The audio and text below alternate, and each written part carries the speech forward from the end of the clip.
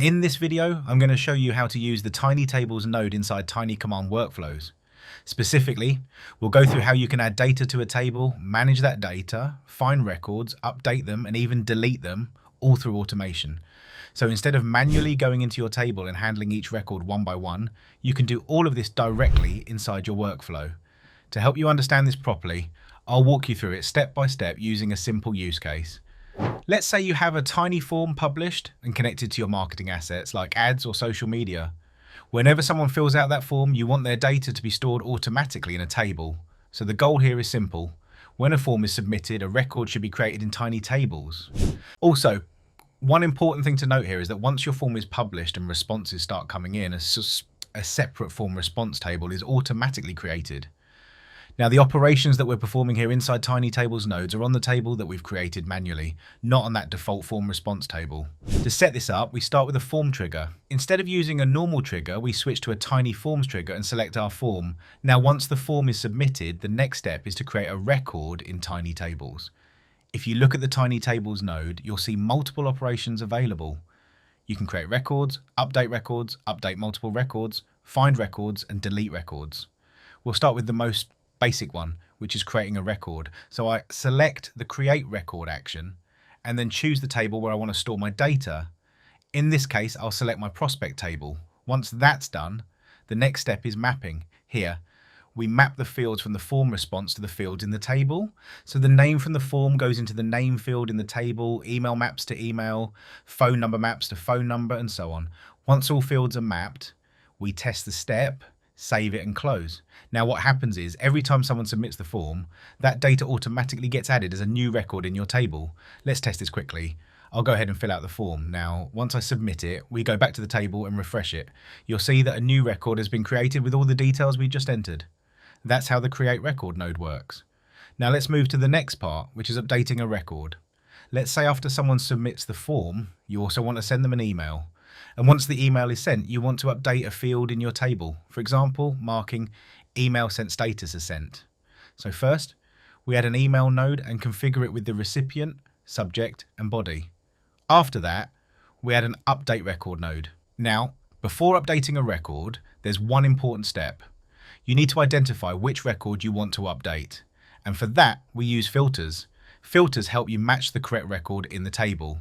For example, you can say update the record where the email in the table matches the email submitted in the form.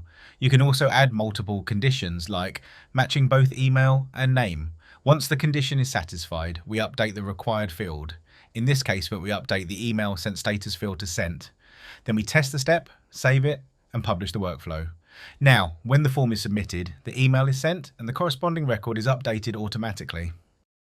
Next, let's look at updating multiple records. The difference here is simple. The previous node updates a single record based on a match. This one updates multiple records that match a condition. For example, if you want to update all users who selected yes for interested, you can set that condition and update all those records at once. Once you define the condition and select the field you want to update, you can go ahead and run a test. You'll see in the output that all matching records have been updated together based on the condition you set. And that's how you update multiple records at once.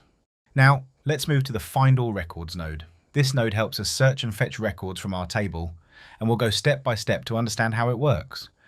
First, let's apply a filter.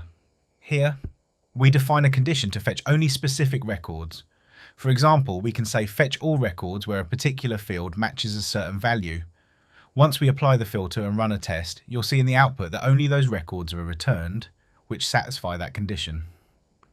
Now, building on top of this, we can also sort the records.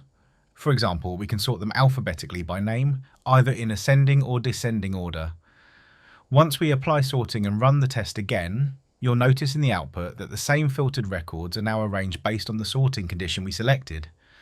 Now, apart from filters and sorting, you also have options like limit and offset. Limit helps you control how many records you want to fetch. For example, if you only want the first 10 records, you can set the limit to 10. Offset helps you skip a certain number of records before fetching. So if you set an offset of 10 and a limit of 10, the system will skip the first 10 records and give you the next 10. This is especially useful when you're working with large data sets or handling data in batches. Finally, let's remove the filters and sorting completely. Now, When we run the test, you'll see that all the records from the table are returned. So depending on your use case, you can either narrow down your data using filters, organize it using sorting, or simply fetch everything at once. Now let's look at the Find One Record node. This works similar to the previous one, but instead of returning multiple records, it gives you only one record here.